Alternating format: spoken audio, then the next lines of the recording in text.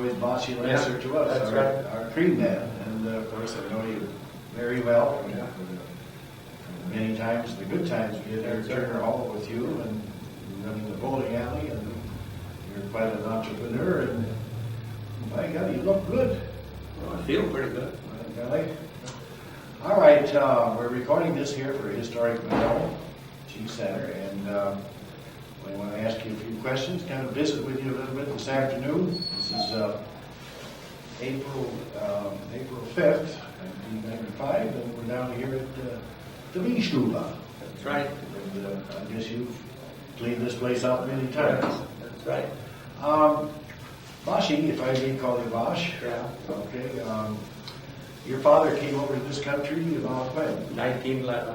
1911. Was he a cheesemaker then? Yes, Also? he went up by Darlington first and worked on the farm and cheese factory both.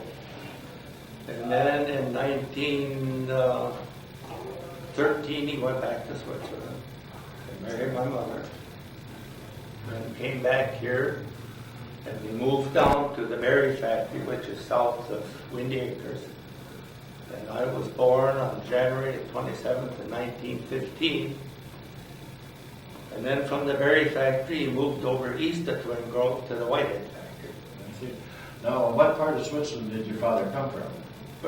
Wasn't. By Wasson? Bern. Wasson? Bern, Also. yeah. Well, there's quite a few Laessers around there then. Yeah. And are you related to the other Laessers around here? Cousins. Cousins. Yeah. Because Walter, his father came from Wasson also. Did you say Wasson? Wasn't. Wasson. Wasn't. All right. And then what do you remember back in your dad's factory then? Well, the first I can tell, when we moved from there to the Whitehead factory to the Cauldron factory abroad. And that's where I started school. Because I remember going to school, it was a mile to school, and I couldn't talk a word of English, and my dad said to me many times, he says, "You beat me home from school," because I couldn't talk English. But I finally learned it anyhow. You know, it seemed to me that many of the immigrants here wanted to teach their children the Swiss. That's right. The Swiss dialect, and it's kind of interesting today that you can still speak it, right? Yes, and I went back to Switzerland, and when I went over there, they said they were surprised that I was born in America, the way I talked to them. Because they had the old Swiss Yeah. dialect. That's right. And it's been a real interesting. I know many families where the family was married to another ethnic group, maybe an Irish or English, Yeah. and the young children are kind of sorry they didn't have that That's right. chance. That's right. But it was quite a hurdle to go to school the first Yes, year. it was. You bet it was. Okay, then your other experience with your factory, then you lived in the factory there with your father, and, Yeah. and what type of heat did you have down at the factory? Well, How then- did you heat the milk? That I suppose with the fire wagon. Fire wagon. Yeah. And then he moved from there to the spike factory, and we had fire wagon there, I think, for 2 years. And then my dad finally put in a boiler there, and then we heated with steam. Heated with steam. And we had a Delco electric motor for the electricity and the power to run the shafts and all that with that. You had a big electrical motor. Electrical motor. Now, what year was that, you think, around? 1930. That's when the electricity started coming around. Yeah, you know. that's right. I know the area where I live is around 34, 35, or 36. But the Alpine factories hit as high as 40, Yeah, I think. yeah. I think that Martintown, back in the 40s, they still had, they didn't even have a fire. They had to build the fire underneath, Yeah, you know, that's right. down there in where the Wheatbros factory. And then the farmers brought their milk first with Horse and wagon. wagon. I'll never recall. I was just a young guy, and the farmers brought their milk with a horse and wagon, you know. And Kind of makes a noise. the horse and wagon, and one morning this Matt Baumgartner passed old Fred Riffenhoff in front of the factory with the wagon.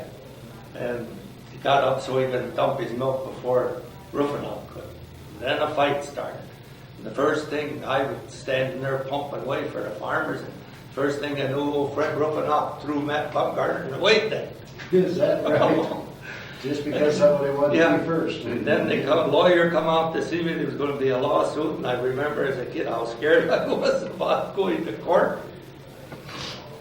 But it finally got settled anyhow. Well, and that was with horses yet. Oh, yeah. One of the horses didn't run away. They did. They did. They must have been pretty well tamed. All right, and then you had electricity already in the 30s. Yeah. Okay, then your sewage, where did that go? How did That you just get- run down the road. Well, the ditch. down the ditch, that's Yeah. the way it was in those Yeah, days. And, that's right. And, did you have many flies around the factory? Oh, yeah. That also went with it in those days? Yes. Yeah. Well then, as time passed on and you grew up to be a boy, a young man, then did you ever make cheese yourself, or? No, then I was with my dad until 1934, and I got married. And I stayed with him till 1935, and then in 35, Arnold Rohrer came out there and he wanted me to take a factory up at Blanchardville. And I went up and looked at it, and I think there was about 15 steps into the basement. And I said, I wouldn't come up here to make cheese where you had that many steps to go down the basement. So then I just got away from cheese making, and 36 I started up a cream mill. On the basement, most of those cheese factories are built into a hill, Yeah. under the cooling effect. Yeah. But from the making room to go back in the cellar, 16 steps with Yeah. Swiss cheese. Yeah. That was a backbreaker and Oh. also dangerous. Yes, You it know, was. Yeah. Yeah. But I suppose they built it in the hill in those Yeah. days that they had to. Yeah. And that's why they went down that low. Yeah. Okay, then where did you go?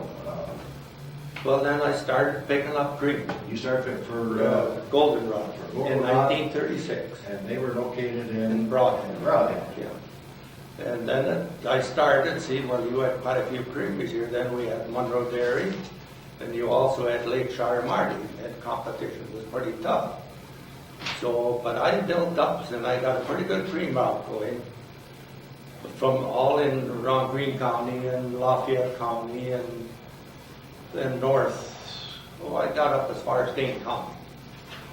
But then, How many miles would you put on that cream route in a day? quite a few. And that was in the old 10-gallon cans. In the old 10-gallon cans. It built you up muscular. Yeah, that's right.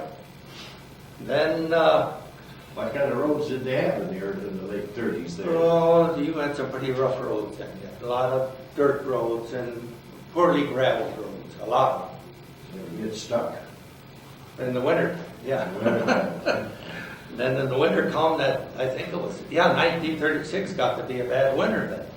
And I couldn't go out on the cream route for 2-3 weeks at a time, the factories that hold the cream.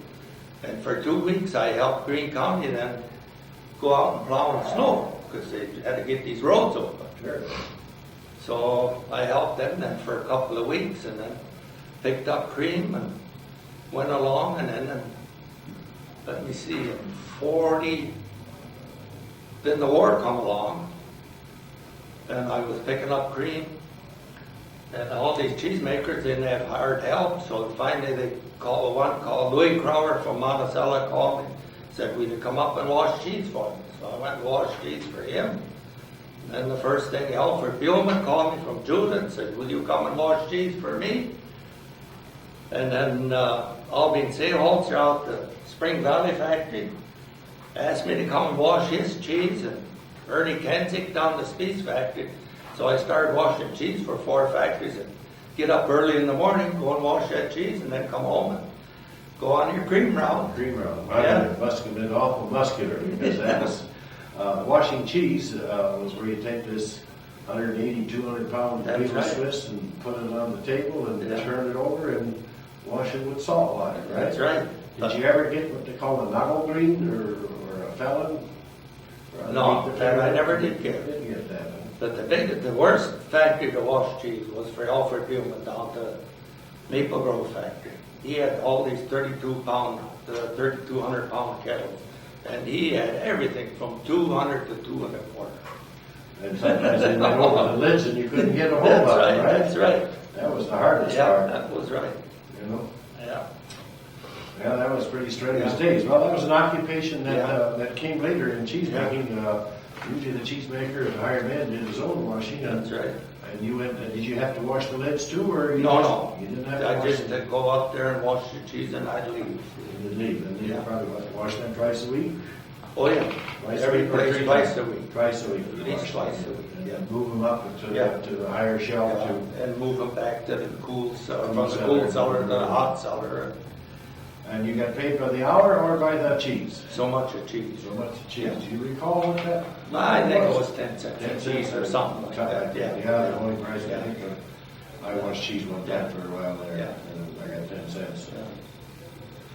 Well, that was something interesting Yeah. too, that the war caused, and then, of Yeah. course, that kind of wet, and Yeah. of course, now they don't make so much Swiss cheese No, anymore. no.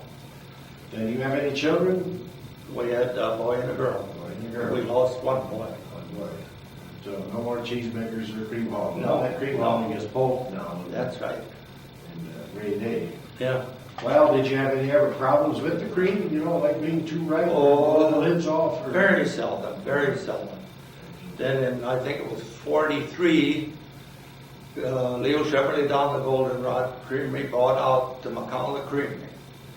And he said to me, he says, I want you to take over the Illinois route for me. So that meant buying a bigger truck and a covered body and getting Illinois permits.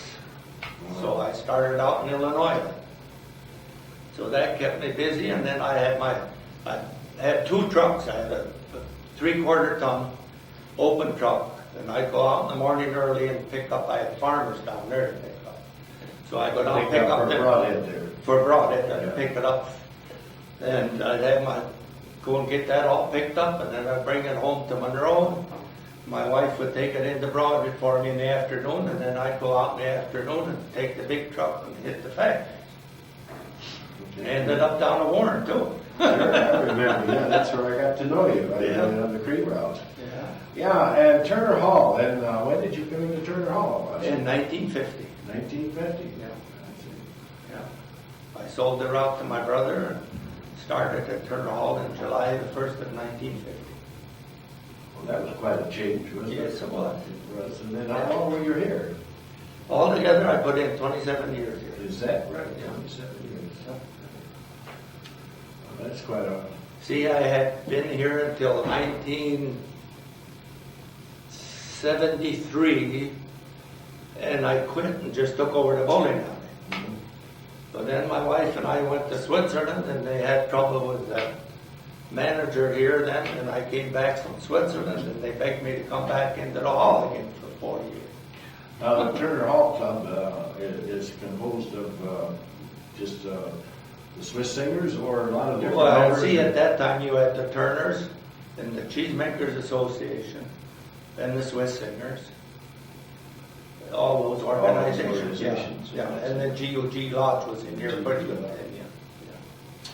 Yeah, I always remember you at Turner Hall. Yeah. Always had a smile on, and a lot of work. Yeah. The place was always clean. Yeah. You know, you had a reputation for Yeah. cleanliness Yeah. and anything else that you can think of. That cream route, did you lose any can lids on the? All back, that was during the war too. I was pretty worried for a while. See, these Badger Cheese Company here then came around and went out to all these factories that I had up around here and took their Monroe Dairy cream cans out there and said they was buying the Badger Cheese Company was buying the milk from the factory, not the cheese. They bought the milk, and that's what they was paying them for the milk. Well, then the cream, they said, had to go to Monroe Dairy. But I had some good old Swiss cheesemakers, and they stuck by me, and I didn't lose a factory through Is that. that right? Not a one. Not a one. Not a one. Well, thank you. And then when I quit in 1950 at Goldenrod Creamery, Leo Chevrolet gave me a gold watch, and he says, you know, you started that cream route out from nothing And he says, you got as big as you ever was going to get. Is that right? And then I seen him about 3 months later, and he says, when you quit, I could have told you I was going to be done in the creamery too. In 1950, right? Yeah. 1950. Yeah. Then what counties did you cover? Lafayette, Greene, and Lafayette, Greene, Joe Davis, and, yeah, and Stevenson. and Stevenson, yeah. That was quite a route. Yeah. How many factories do you think you picked up right about that Oh, time? God. You know, I mean, there were patrons, 20 or?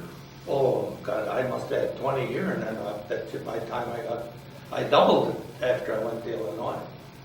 And then more than that, because I had a lot of farmers that was separating in Illinois at that time. Oh, you picked cream up in the Yeah, farm too? from the farms.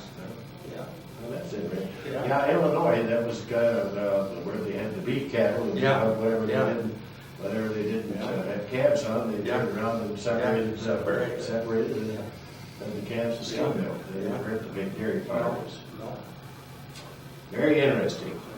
Well, we're recording this here for Monroe Historic Cheese Center, and I appreciate you coming in this afternoon on kind of short notice. Yeah. Well, Sebastian, I had to look up, I couldn't find that Bosch. Oh, no. What does Bosch mean? Is that? I don't know, that Bash, they call me right Bash, from the Swiss at Bashti. Yeah. All right, and thank you again, and I'd like to say in Switzerland, Wiederhoger. Yeah. But there's that. Don't really say it. Yeah.